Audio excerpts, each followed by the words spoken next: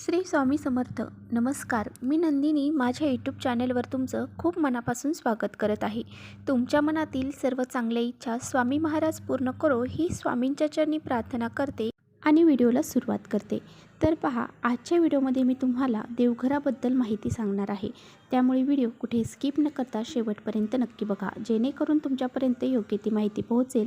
आणि जर आपल्या चॅनलवरती जर तुम्ही नवीन असाल तर चॅनलला लगेच सबस्क्राईब करा आणि अशीच माहितीपूर्ण व्हिडिओ पाहण्यासाठी बेल आयकॉनलाही प्रेस करा, म्हणजे माझ्या सर्व नवीन व्हिडिओंचं नोटिफिकेशन तुम्हाला सर्वात अगोदर मिळेल आणि तुम्ही एकही व्हिडिओ मिस करणार नाही. तर पहा, देवघर हे आपल्या घरातील महत्त्वाचा भाग आहे. ज्या घरात देवघर नाही त्या घराला घर पण राहत नाही, त्या घराला शोभा येत नाही.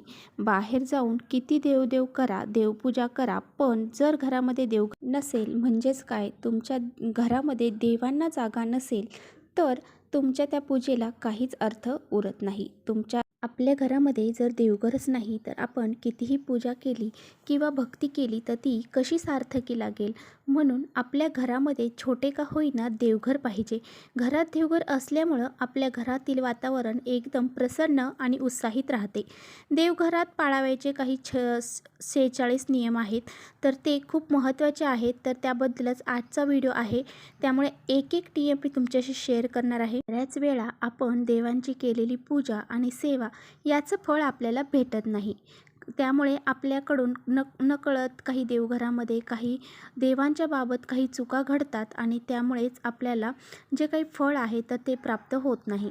तर पहा, काही नियम आहेत, तर ते जर आपण व्यवस्थित पाळले तर आपण आपल्या जी काही पूजा करतो, सेवा करतो, त्याचे फळ हे आपल्याला प्राप्त होते. कोणत्याही प्रकारचे दोष आपल्याला लागले जात नाही. तर जसं आपण आपलं घर व्यवस्थित ठेवतो त्याचप्रमाणे देवघर देखील देवांचे घर आहे. मग त्याबाबतसुद्धा आपण काळजी घेणं गरजेचं आहे. आपल्या घरामध्ये कोणकोणते देव असले पाहिजे आणि ते कसे ठेवायचे हे आपल्याला माहीत असले पाहिजे. पहिला जो आपला नियम आहे तो म्हणजे पूजा नेहमी सकाळी लवकर करावी. आणि दुसरा नियम आहे तो म्हणजे देवाला ताजी फुले नेहमी अर्पण करावीत.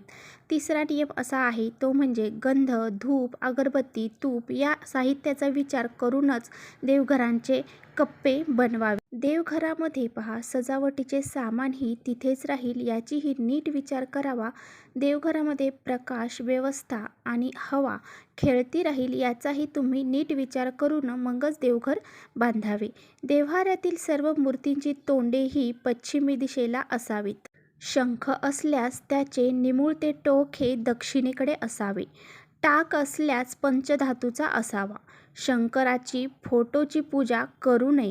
शनीची पूजा करू नये. मारुतीचा फोटो कधीही देवघरात ठेवू नये.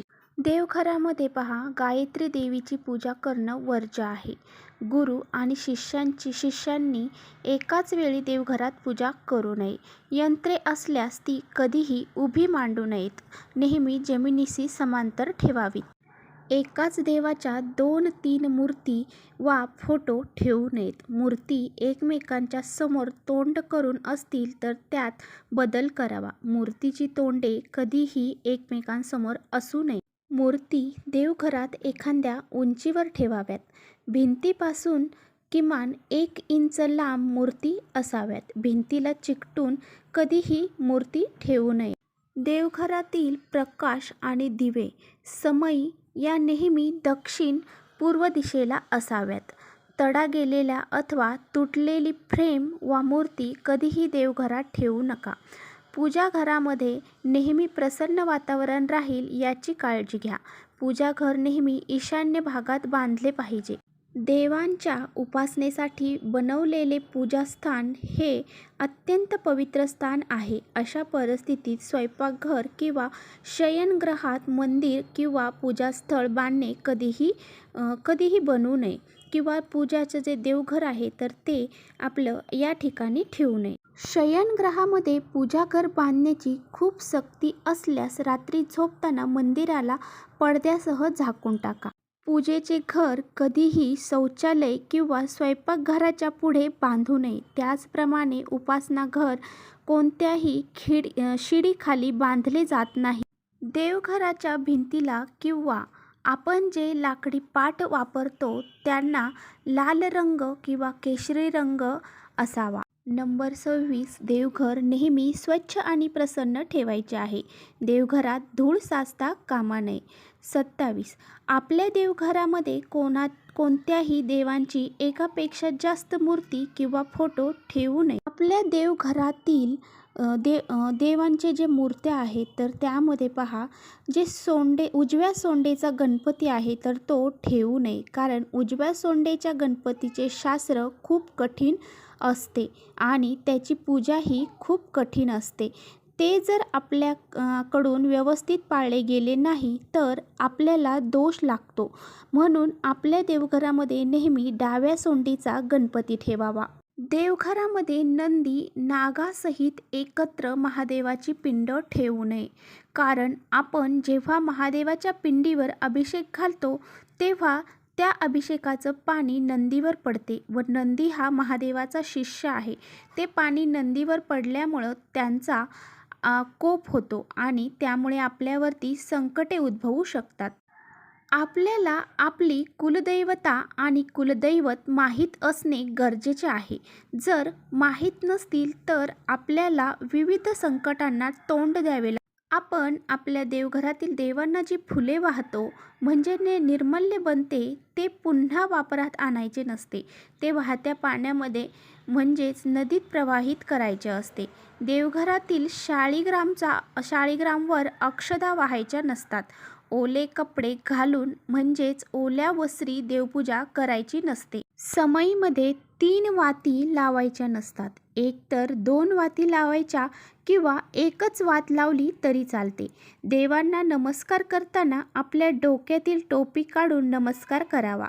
देवांपुढे नतमस्तक व्हायचे असते पण त्यांना शरण गेलेलो असतो. आता पहा नंबर 41, आपण देवघरामध्ये किंवा मंदिरात जी स्तोत्रे किंवा मंत्र म्हणतो ती मोठ्या आवाजात म्हणायची, परंतु जप करताना देवाचे नामस्मरण करत असतो म्हणून ते शांततेत केलेले कधीही चांगले. 42, देवांना आपण जेव्हा गंध लावतो तो गंध करंगळी शेजारील बोटाने लावायचा आहे आणि आपल्या पितरांना म्हणजेच पूर्वजांना अंगठ्या शेजारील बोटानेच गंध लावावा. स्वतःला मधल्या बोटाने गंध लावावा व इतरांना अंगठ्याने गंध लावावा. नैवेद्याच्या पानात किंवा ताटात मीठ वाढू नये. त्याचप्रमाणे कांदा, लसूण, लिंबू देखील वाढू नये, कारण हे सर्व पदार्थ तामसी आहेत. तामसी पदार्थ देवांना चालत नाही. मारुती हा ब्रह्मचारी आहे, त्यामुळे त्यांची मूर्ती देवघरात ठेवायची नसते. त्यांची मूर्ती जर देवघरात ठेवली तर घरातील 3ऱ्या पिढीचा वंश खंडित होण्याची शक्यता असते. म्हणून मारुतीची मूर्ती किंवा फोटो देवघरामध्ये ठेवू नये. तर पहा 45वा नियम आहे, कुणी भेट म्हणून दिलेली वस्तू म्हणजे देव दिलेले असतील किंवा देवांचे फोटो दिलेले असतील किंवा सापडलेले देव आहेत तसेच बुडीत घराण्यातून आलेले देव आपल्या देवघरामध्ये ठेवू नयेत, कारण आपण त्या देवांची जी काही सेवा किंवा पूजा करतो ती आपल्याला लागू पडत नाही. ती सर्व सेवा ज्यांचे देव आहेत त्यांना लागू पडते. अशा प्रकारे पहा देवघराचे जे नियम आहेत, जे पाळायचे महत्त्वाचे नियम आहेत तर ते आपल्या देवघराच्या बाबतीत पाळायचे आहेत. असे काही नियम पाळल्याने आपल्या देवघरात प्रसन्न वाटते आणि आपल्या घरामध्ये देखील प्रसन्नता राहते. आपल्या घरातील लोक नेहमी आनंदी राहतात. घरात नेहमी देवांचा आशीर्वाद असतो. आपल्या घरात देवांचा वास असतो. देव म्हणजेच काय तर आपल्या घरामध्ये देव वावरत असतात. त्यामुळे त्यांचे घर आपण नेहमी सुंदर आणि सुशोभित ठेवले पाहिजे. ही माहिती आपल्याला कशी वाटली हे कमेंट्स करून नक्की सांगा आणि जर व्हिडिओ तुम्हाला आवडला असेल तर नक्की लाईक करा आणि तुम्हाला जर असं वाटत असेल की याबद्दलची माहिती तुमच्या मित्रमैत्रिणींना सुद्धा कळायला पाहिजे तर व्हिडिओ तुम्ही शेअर करू शकता. त्याचबरोबर चॅनलवर नवीन असाल तर चॅनलला सबस्क्राईब करा आणि असेच माहितीपूर्ण व्हिडिओ पाहण्यासाठी बेल आयकॉनलाही प्रेस करा. तर चला इथेच करते व्हिडिओचा एंड. परत भेटूया अशाच छानशा व्हिडिओसोबत. तोपर्यंत श्री स्वामी समर्थ.